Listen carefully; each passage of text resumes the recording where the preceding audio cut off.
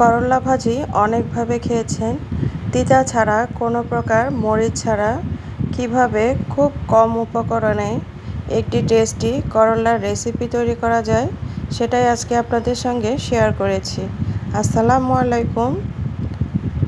Village food by Monira channel থেকে আপনাদের সবাইকে অভিনন্দন জানাচ্ছি। তো আজকে করলা দিয়ে একটি রেসিপি তৈরি করে দেখাবো।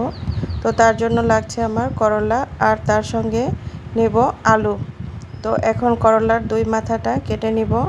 নেওয়ার পরে এই যে দেখুন, এইভাবে গোল গোল করে চাক চাক করে আমি দুইটা করলাই কেটে নিব।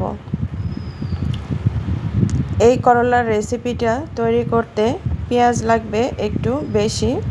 যতগুলো করলা হবে তার অর্ধেক পরিমাণ পেঁয়াজ দিলে রেসিপিটা খেতে খুবই ভালো লাগে। তো আপনারা আপনাদের সাধ্যমতো এখানে পেঁয়াজ দেওয়ার চেষ্টা করবেন, এতে করে করলার টেস্টটা খুবই ভালো আসবে। তো এই রেসিপিটা একবার খেলে বুঝতে পারবেন করলা কত টেস্টি লাগে খেতে। তো করলা তিতা সাধারণত হয়ে থাকে, আর এই পেঁয়াজ দেওয়ার কারণে, আর আমি যেই প্রসেসে এই রেসিপিটা তৈরি করেছি সেই প্রসেসে যদি একবার খেতে পারেন, তাহলে কিন্তু অন্য রেসিপি আর কখনোই ট্রাই করবেন না। তো এখানে কিছু আলু দেখাচ্ছি কেটে। তো গোল গোল দেশি আলুগুলো এভাবে চাক চাক করে কেটে নিব। এখানে আমি গোল আলুগুলো নিয়েছি দেশি। আপনারা চাইলে বড় সাইজের আলুগুলো কেটে নিতে পারেন। 4 ফালি করে নেবেন প্রথমে, এরপরে চাক চাক করে কেটে নিলে দেখবেন 4 ফালি হয়ে যাবে, আর সেটা দিয়ে এই রেসিপিটা তৈরি করবেন। আসলে তরকারি কাটার মধ্যেও একটা সৌন্দর্য লুকিয়ে থাকে। তো তরকারি যদি একটু সুন্দর করে ডিজাইন করে কেটে নিতে পারেন, তাহলে কিন্তু তরকারিটা দেখতে খুব আকর্ষণীয় হয়ে থাকে। তো আমিও আপনাদের সঙ্গে সেইভাবেই তরকারিগুলো কেটে দেখাচ্ছি। তো এই যে দেখুন, আমার এগুলো কেটে নেওয়া কমপ্লিট হয়ে গিয়েছে। আমি এখন এগুলোকে ধুয়ে নিব। চাইলে আপনারা করলাগুলো আলাদা করে একটু লবণ মাখিয়ে 5 মিনিট রেখে দিতে পারেন। এরপর দেখবেন করলা থেকে কষগুলো বের হয়ে যাবে, তিতা ভাবটা কম লাগবে। তো আমি সরাসরি রান্না করেছিলাম, দুটোর একটাও করিনি। তারপরেও কিন্তু আমার করলাটা একটুও তিতা লাগেনি, কারণ আমি যেই প্রসেসে রেসিপিটা তৈরি করেছিলাম, এই প্রসেসে যেভাবেই রান্না করেন না কেন করলা একটুও তিতা লাগবে না। তো প্রথমে কিছু এখানে জিরা দিয়ে দিব। এটা অপশনাল, দিলে ভালো লাগবে, না দিলে কোনো সমস্যা নেই। এরপরে দেখুন, সরাসরি ধুয়ে রাখা আলু আর করলাগুলো কড়াইয়ের মধ্যে দিয়ে দিলাম।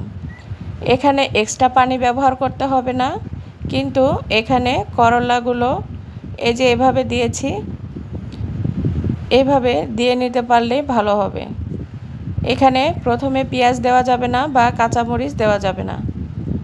তো এরকম করে প্রথমে কড়াইয়ের মধ্যে দিয়ে দিব, এরপর ঢাকনা দিয়ে ঢেকে এটাকে জাল করে নেব।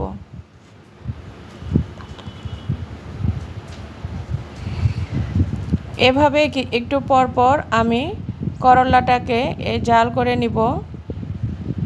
ঢাকনা দিয়ে ঢেকে রেখে দিব, আবার ঢাকনা উঠিয়ে এভাবে নেড়েচেড়ে দিব। এখানে আমি লবণ আর হলুদ ব্যবহার করব, আর পেঁয়াজ ব্যবহার করব। এছাড়া অন্য কোনো উপকরণ ব্যবহার করার প্রয়োজন নেই। তেল, লবণ, হলুদ আর পেঁয়াজ, এই কয়েকটা উপকরণ দিয়ে এই রেসিপিটি একদম পারফেক্ট। আর কোনো মশলার প্রয়োজনই পড়বে না এখানে, বা কোনো উপকরণেরও প্রয়োজন পড়বে না। জিরাটা অপশনাল, দিলে ভালো লাগে, না দিলে কোনো সমস্যা নেই। তো এই যে দেখুন, লবণ হলুদ দিয়ে আমি এটাকে জাল করে নিচ্ছি। পরিবারের সংখ্যা বুঝে এখানে করলা ব্যবহার করবেন। সেই ক্ষেত্রে আলুর পরিমাণটাও যদি 40% আলু দেন, তাহলে কিন্তু রেসিপিটা খেতে ভালো লাগবে। এখন আমি এখানে পেঁয়াজ দিয়ে দিলাম 1 মুঠ পরিমাণ। তো আপনারা যদি এখানে করলার আলুর অর্ধেক পরিমাণ যদি পেঁয়াজ ব্যবহার করতে পারেন, তাহলে কিন্তু এটা অনেক টেস্টি হবে। তো আমি এখানে প্রায় 1 মুঠের মতো পেঁয়াজ ব্যবহার করেছি। পেঁয়াজটা আসলে আমার কম হয়ে গিয়েছে, আরও একটু পেঁয়াজ দিতে হতো। তো যাই হোক, আমি এটা আপনাদের দেখাচ্ছি, আপনারা পরিমাণে বেশি দিয়ে রেসিপিটা তৈরি করবেন। তো এখন এই যে জাল করে নিচ্ছি, দেখতে পাচ্ছেন। এভাবে জাল করে নিতে নিতে দেখবেন এক সময় করলাটা কিন্তু একদম হয়ে আসবে।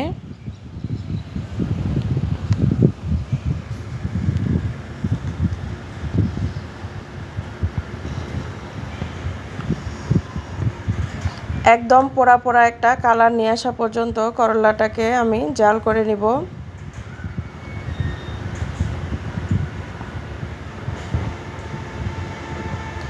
এভাবে করলা রান্না করলে ছোট বাচ্চারাও কিন্তু খেতে পারবে, কারণ এইভাবে করলা রান্না করলে একটুও তিতা লাগে না। অনেকেই করলাতে প্রচুর পরিমাণে রসুন খায়, তো এভাবে রান্না করলে রসুনেরও প্রয়োজন পড়ে না।